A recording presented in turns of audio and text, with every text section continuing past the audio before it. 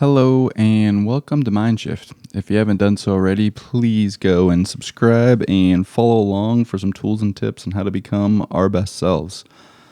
Today, I am talking about how to be obligated to yourself, how to make yourself a priority. It's interesting to me that this is often the first thing that's sacrificed with the majority of us. And why is that? Why do we sacrifice our own well-being first? Almost as if it's a badge to be overworked and to work these long, ridiculously long days in some cases, 60, 70, 80 hours a week. And that's what our version of success became when we're more diseased than ever, more fatigued than ever. Oftentimes we're depending on stimulants to keep us up, caffeine or whatnot. And our brain is suffering as a result of all this. Our brain just isn't doing well. Why is this? Well, a lot of it is to be accepted. It's to not be judged. Our brain always is telling us to be accepted, to not get kicked out of the tribe, because the way it's developed is to keep us safe. The way to do that is to keep us in the tribe. Well, when the tribe is saying that we need to work longer, we need to sacrifice ourselves first, especially for a company or a job that really doesn't give a crap about if we show up as our best selves. A lot of the times, they could not care less about our mental well-being as long as we show up to work and we're doing our job, right? It's absolutely a disservice to us. In fact, some of the top companies in this nation have found out that if we turn that equation around, then we actually show up better and do better as a result. People like Google and Amazon that have required their employees, that's right, required people to take a break every 2 hours, every hour and a half to 2 hours. Why? Well, it's because that's the longest our brain can pay attention. The longest our brain can stay in workflow is about an hour and a half to 2 hours. Then our productivity actually goes down quite a bit.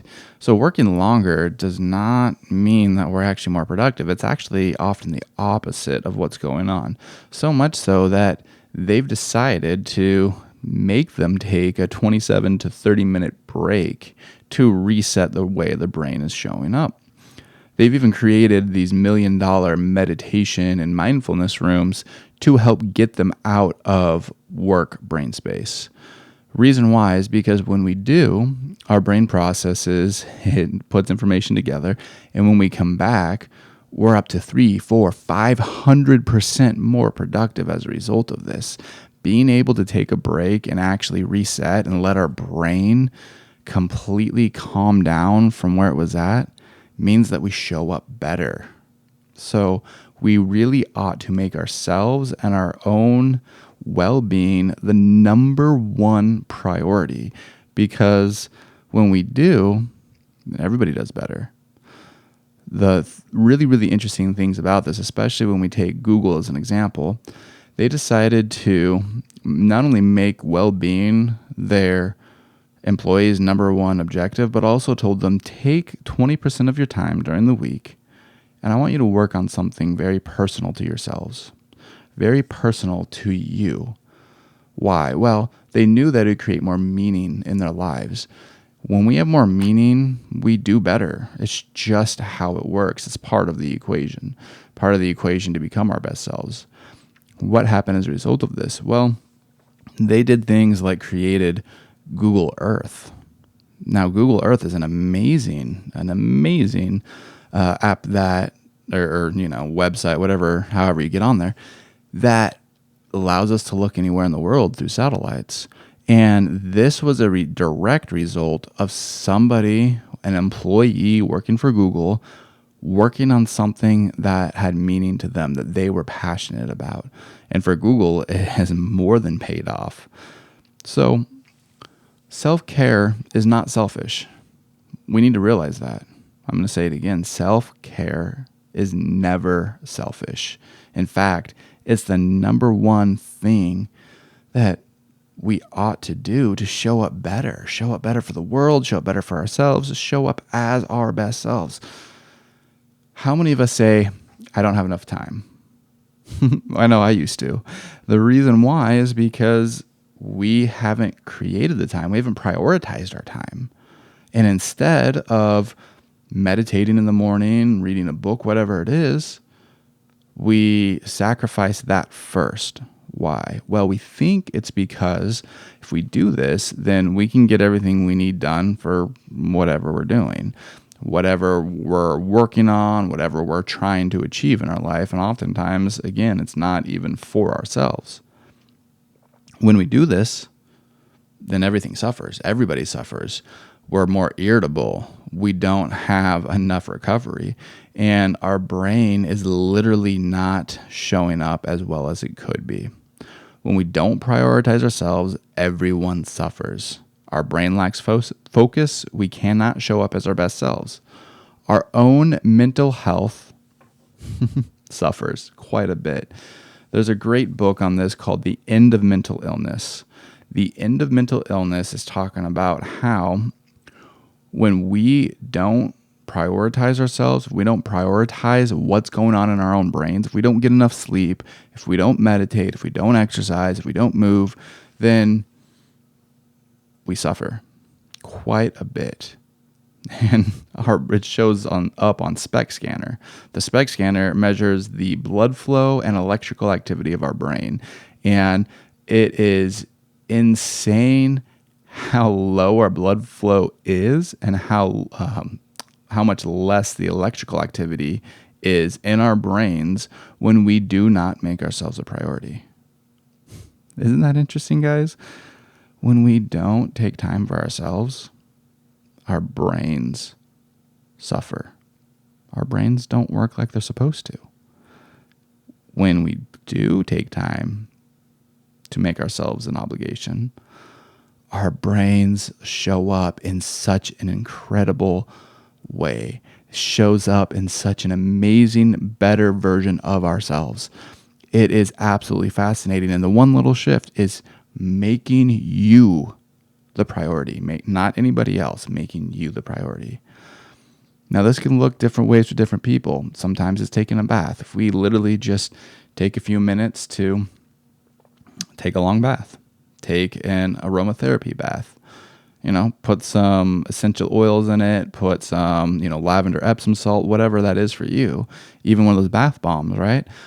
That can do some incredible things. It can relax you. It can completely reset your brain for you. It can completely help the way your brain shows up. Sometimes it's a spa day or getting in a sauna. There are some incredible health benefits from getting in a sauna for 20 minutes. And it feels amazing, right? I know that I love doing it. I love getting in the sauna and just sitting there, and I like to meditate in there as well. We sweat out toxins, but there's some really amazing longevity. In the book Life Force by Tony Robbins, it says that just by getting in a sauna for 20 minutes a day reduces your risk of cardiovascular disease by up to 60%. That's huge, guys. Just by taking some time to self-care, you're lowering your risk of disease. That's amazing. That's absolutely incredible. Get a massage, meditation outdoors, taking a nap, even talking to a loved one on the phone or in person, whatever, can help you tremendously. Absolutely tremendously. The other side of that is setting up some boundaries. Setting up some boundaries to limit the time that people aren't bringing out your best self, aren't supporting you, have with you. Because those boundaries are so incredibly important. To people that aren't respecting your boundaries, they're going to feel like it's an attack on them. It's not. That's just a reflection of their inner selves. Your boundaries are to protect you, are so you can show up as your best self. So set up those boundaries as well and talk to the people that are bringing out the best selves, that are supporting us, that are rejuvenating us when we talk to them. And we all know who these people are. So what are 3 things that you can do today to show it better, to start helping make yourself an obligation? Well, one is to take a short walk in the morning. It sounds interesting, but When we just move, then our whole body does better. We create more energy within our bodies. Our brains work better. Everything about us works better if we just move first thing in the morning. I mean, it doesn't even have to be in the morning. Just move. It helps if it's first thing in the morning, certainly. But when we just get out and walk and make it a priority, make ourselves a priority, say, you know what? I can do that. I can walk for 5, 10, 15, 20 minutes every day. Then not only are we showing ourselves that we're a priority, but we'll start realizing that we're just happier individuals as a result. Isn't that weird? A little bit of exercise makes us happier. And this has been proven over and over and over again, that when we get up and move, when we get up and get blood flowing, when we get up and get nutrients going to different parts of our bodies, especially our brain, we show up better. We do better. We are showing ourselves literally that we are a priority, that we are important enough to go and take a break from everything else we're doing and just simply walk. Simply walk and be with ourselves. It's an incredible tool we have. It's incredible how just taking a little moment to move helps us show up better in every single aspect of our life. Number 2, and this one's going to sound weird too, but it's wake up slowly. Now, what does this mean? This means that we ought to not pick up our phones and start checking everything right when we wake up. The problem with our phones is it made it so freaking easy to get on the internet, to shop, to check social media, to whatever it is, that the number one thing we do when we wake up as humans is check this phone. Well, it takes our brain straight out of these deeper brain states, of these deep delta brain states that we're in when we first wake up, theta and delta mainly. Those brain states are where we recover. Those brain states are where we set our reticular activating system for the day. I've talked about another book saying your brain is always listening. Well, the first thing we tell ourselves when we wake up is the number one thing your brain is going to focus on throughout the day. And it's because you're in a deeper brain state. Now, if we pick up our phone and we start checking social media, for instance, we start making all these micro decisions first thing. We flood our light with blue light first thing. This gets us instantly into a beta brain space. Beta brain space is fight or flight. Fight or flight is where inflammation occurs. It's meant to keep us inflamed. Why? Well, it's getting us ready to literally fight the danger or run from the danger. So it wants to inflame us so we can. It's pretty amazing. It really is an awesome system. But in this day and age, our brain has not been adapted for all the activity that overexcites it. So waking up slowly, putting your phone aside and just meditating or, whatever it looks like for you, helps us show up better. For me, the number one thing I do when I wake up is I meditate. First thing, I want my brain to wake up slowly. I want my brain to stay in these deeper brain states as long as possible. So I do a light deprivation shower. I don't have any light on. I don't want my eyes to absorb that light first thing. And I meditate. I meditate while I'm in the shower. And it's amazing. It's absolutely incredible what happens. The next thing I do is I go and meditate with my pops. Why? It's because I want my brain to show up better daily. I want me to show up better daily. I want to show up better for everybody in my life. And how have I been doing that? Well, I've been keeping my brain in these deeper states for longer. Waking up slowly is the best way that I know how to do that.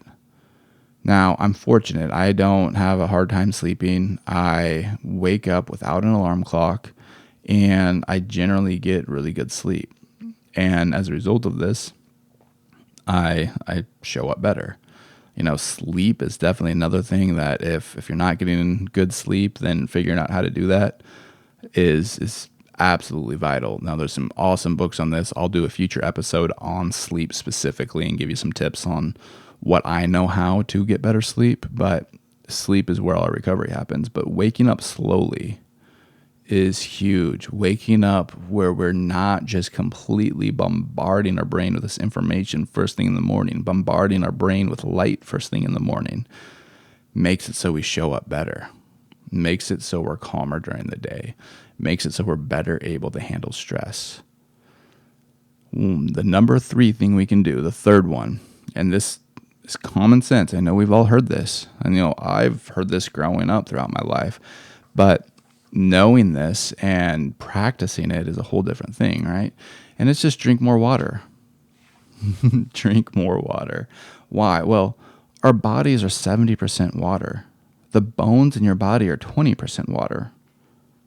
Everything in us does better by having water. Now, being in massage school and taking things like anatomy made me realize just how connected everything is. There's something in our bodies called fascia, and the fascia is this connective tissue that is wrapped around every single cell in your body. Now, to put this in perspective, if we were to dissolve everything in our body besides the fascia, our bones, our skin, everything in us with the exception of the fascia, we would have a complete outline of our body from every organ, every system, everything in our body is connected through fascia. Well, what happens when we don't have enough water is the fascia can't glide. It can't glide across each other. And then we have aches, we have pains, we have different parts of our system that pulls on each other. And this can all be mitigated by drinking more water. That is how vital it is to our bodies. If we are 70% water and we're not drinking enough water or we're literally dehydrating ourselves, then our systems, our organs, everything suffers. Everything is harder if we don't drink enough water. So drinking water, ideally half your body weight in ounces every single day, is a way for your brain to function better. It's a way for you to be obligated to yourself, to prioritize yourself and show yourself that you want to do better, that you can do better. And by doing this, you're mitigating so many different issues, so many different diseases, so many different aches and pains in our bodies. And it really does start with drinking more water. So again, those 3 things that you can do today are start taking short walks, 5, 10, 15, 20 minutes first thing in the morning, ideally. 2, wake up slowly. Wake up slowly. And that means not getting on your phone, not doing anything that's going to take you away. Maybe a gratitude journal, maybe reading a little bit, maybe, like me, a light deprivation shower and some meditation.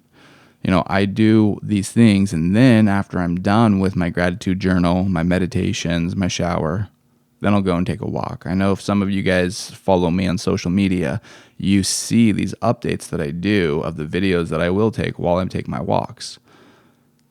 Those walks every day have helped me become my best self, have helped me start showing up and stepping into my best self daily. And number 3 is to drink more water. Water is one of our superpower, our super elixirs as humans. Drinking more water helps us in every single way. So what are some things that you're going to do for yourself? What are some things that you're going to do to prioritize yourself to start showing up better? Thanks, guys.